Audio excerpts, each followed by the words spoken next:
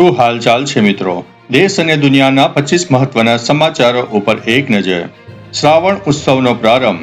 રાજ્યના 6 જિલ્લાઓમાં સખી મંડળની બહેનો માટે સ્થાનિક ઉત્પાદનોના વેચાણ અર્થે વિશેષ શ્રાવણ ઉત્સવ મેળાનો આજથી શુભારંભ થઈ ચૂક્યો છે. અન્ય મહત્વના સમાચારની વાત કરીએ તો મહિલા સ્વરોજગાર પ્રોત્સાહન.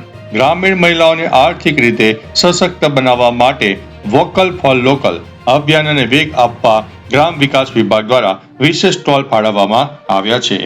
અન્ય મહત્વના સમાચારની વાત કરીએ તો ગેલા સોમનાથ મેળો. ગીર સોમનાથ પંથકમાં આજથી 5 દિવસીય પરંપરાગત ધાર્મિક મેળાનો પ્રારંભ થયો છે, જેમાં હજારો શ્રદ્ધાળુઓ ઉમટી પડ્યા છે. અન્ય મહત્વના સમાચારની વાત કરીએ તો રાજકોટ રેસ ક્રોસ ગ્રાઉન્ડ. આગામી દિવસોમાં યોજાનારા મહિલા હસ્તકલા અને ગૃહ ઉદ્યોગ પ્રદર્શન માટે રાજકોટ રેસ ક્રોસ ખાતે તૈયારીઓ જોરશોરથી ચાલી રહી છે. અન્ય મહત્વના સમાચારની વાત કરીએ તો વરસાદની આગાહી. હવામાન નિષ્ણાતોના મતે આજથી ગુજરાતમાં ભેજવાળા પવનો અને નવી સિસ્ટમ સક્રિય થતા છૂટાછવાયા વિસ્તારોમાં વરસાદી માહોલ સર્જવાની સંભાવના રહેલી છે. અન્ય મહત્વના સમાચારની વાત કરીએ તો કૃષિ પાક માટે સલાહ. મગા નક્ષત્રના આગમનને ધ્યાનમાં રાખીને ખેડૂતોને પાક સંરક્ષણ અને નિંદામણ બાબતે કૃષિ યુનિવર્સિટી દ્વારા માર્ગદર્શિકા જારી કરવામાં આવી છે. અન્ય મહત્વના સમાચારની વાત કરીએ તો દક્ષિણ ગુજરાતમાં ભેજનું પ્રમાણ. દક્ષિણ ગુજરાત અને સૌરાષ્ટ્રના કેટલાક પંથકોમાં સૂર્યના તાપ સાથે અસહ્ય ઉકળાટ અનુભવાઈ રહ્યો છે. અન્ય મહત્વના સમાચારની વાત કરીએ તો બંગાળની ખાડીની સિસ્ટમ. સપ્ટેમ્બર મહિનાની શરૂઆતમાં બંગાળની ખાડીમાં સર્જાનારી નવી લો પ્રેશર સિસ્ટમથી રાજ્યમાં સાર્વત્રિક વરસાદનો રાઉન્ડ આવી શકે છે. અન્ય મહત્વના સમાચારની વાત કરીએ તો વાઇબ્રન્ટ ગુજરાત સમિટ 2027ની તૈયારીઓ. આગામી વૈશ્વિક સમિટના સંદર્ભમાં રાજ્યના ટેકનોલોજી ક્ષેત્રે આર્ટિફિશિયલ ઇન્ટેલિજન્સ એટલે કે AI અને ડેટા સેન્ટરના વિકાસ માટે વૈશ્વિક કંપનીઓ સાથે ચર્ચાઓ ચાલી રહી છે. અન્ય મહત્વના સમાચારની વાત કરીએ તો સંશોધન વિકાસ. સેમિકન્ડક્ટર અને ઇલેક્ટ્રોનિક્સ મેન્યુફેક્ચરિંગ ક્ષેત્રે ગુજરાત અગ્રેસર રહે તે માટે સાણંદ અને ધોલેરા પંથકમાં નવા પ્લાન્ટ્સનું કામ ઝડપથી આગળ વધી રહ્યું છે. આગળ વધીને વાત કરીએ તો ડિજિટલ એજ્યુકેશન. રાજ્યની શાળામાં વિદ્યાર્થીઓ અને શિક્ષકો માટે આર્ટિફિશિયલ ઇન્ટેલિજન્સ આધારિત સ્કિલિંગ પ્રોગ્રામ શરૂ કરવાની દિશામાં મહત્વના પગલાં લેવાયા છે. અન્ય મહત્વના સમાચારની વાત કરીએ તો સ્ટાર્ટઅપ ઇકોસિસ્ટમ. યુવા ઉદ્યોગ સાહસિકોને પ્રાદેશિક સ્તરે માર્ગદર્શન પૂરું પાડવા માટે અમદાવાદ અને ગાંધીનગરમાં નવા ઇન્ક્યુબેશન સેન્ટર્સની સમીક્ષા કરવામાં આવી છે. આગળ વધીને વાત કરીએ તો બુલેટ ટ્રેન પ્રોજેક્ટ. ભારતની પ્રથમ Mumbai Ahmedabad high speed bullet train project અંતર્ગત ગુજરાતના સુરત બિલીમોરા રૂટ પરના નિર્માણ કાર્યો અંતિમ તબક્કામાં પહોંચી ગયા છે.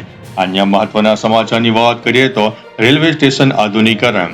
ગુજરાતના મુખ્ય રેલવે સ્ટેશનોના પુનર્વિકાસ પ્રોજેક્ટ હેઠળ મુસાફરો માટે અત્યાધુનિક સુવિધાઓ ઊભી કરવામાં આવી રહી છે. અન્ય મહત્વના સમાચારની વાત કરીએ તો એસટી નિગમની નવી બસો.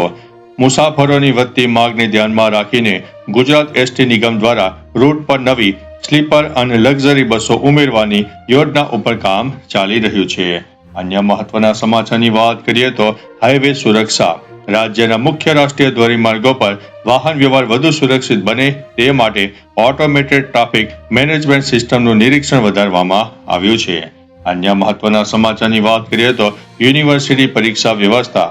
રાજ્યની વિવિધ યુનિવર્સિટીઓમાં આગામી સત્ર માટેના શૈક્ષણિક કેલેન્ડર અને અભ્યાસક્રમમાં આધુનિક ટેકનોલોજી આધારિત ફેરફારો કરવામાં આવ્યા છે. અન્ય મહત્વના સમાચારની વાત કરીએ તો આરોગ્ય અભિયાન.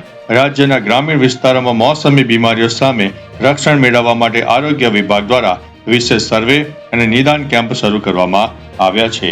અન્ય મહત્વના સમાચારની વાત કરીએ તો મેડિકલ સીટ વધારો. રાજ્યની મેડિકલ કોલેજોમાં સ્નાતક અને અનુસ્નાતક બેઠકો વધારવા માટે નેશનલ મેડિકલ કમિશન સાથે પરામર્શ ચાલી રહ્યો છે. આગળ વધીને વાત કરીએ તો સ્કિલ ડેવલપમેન્ટની. ITI સંસ્થામાં યુવાનોને આધુનિક ઉદ્યોગોની માંગ મુજબ તાલીમ આપવા માટે નવા ટ્રેડર્સનો સમાવેશ કરવામાં આવ્યો છે.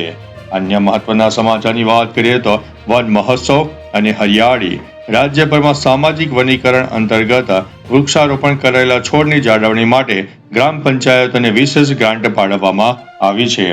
અન્ય મહત્વના સમાચારની વાત કરીએ તો ઐતિહાસિક સ્થળોની જાળવણી, યુનેસ્કો વર્લ્ડ હેરિટેજ સાઇટ અને રાજ્યના પૌરાણિક સ્મારકોની મુલાકાતે આવતા પ્રવાસીઓ માટે ડિજિટલ ગાઈડ સુવિધા વધુ સઘન બનાવવામાં આવી છે. આગળ વધીએ અને વાત કરીએ તો વન્ય સંરક્ષણની. ગીર અભયારણ્યમાં સિંહ દર્શન માટે આવતા પ્રવાસીઓની સુરક્ષા અને વન્ય જીવોના સ્વાસ્થ્ય પર GPS ટેકનોલોજી દ્વારા વિશેષ નજર રાખવામાં આવી રહી છે. આગળ વધીએ અને વાત કરીએ તો પક્ષી અભયારણ્ય. નળ સરોવર અને થળ પક્ષી અભયારણ્યમાં આગામી શિયાળાની સિઝનને ધ્યાનમાં રાખીને પ્રવાસીઓ માટેની પ્રાથમિક સુવિધાઓનું રિનોવેશન હાથ ધરવામાં આવ્યું છે. આગળ વધીએ અને વાત કરીએ તો નાગરિક સેવાઓની. સ્થાનિક નાગરિકોની ફરિયાદોના ત્વરિત નિકાલ માટે ડિજિટલ પોર્ટલ અને ઓનલાઈન પ્લેટફોર્મ પર આવતી અરજીઓનું નિરાકરણ ઝડપથી કરવામાં આવી રહ્યું છે. તો ચાલો મિત્રો, ફરીથી દેશ અને દુનિયાના સુપરફાસ્ટ સમાચાર લઈને મળતા રહીશો. ત્યાં સુધી અમને રજા આપશો. નમસ્તે.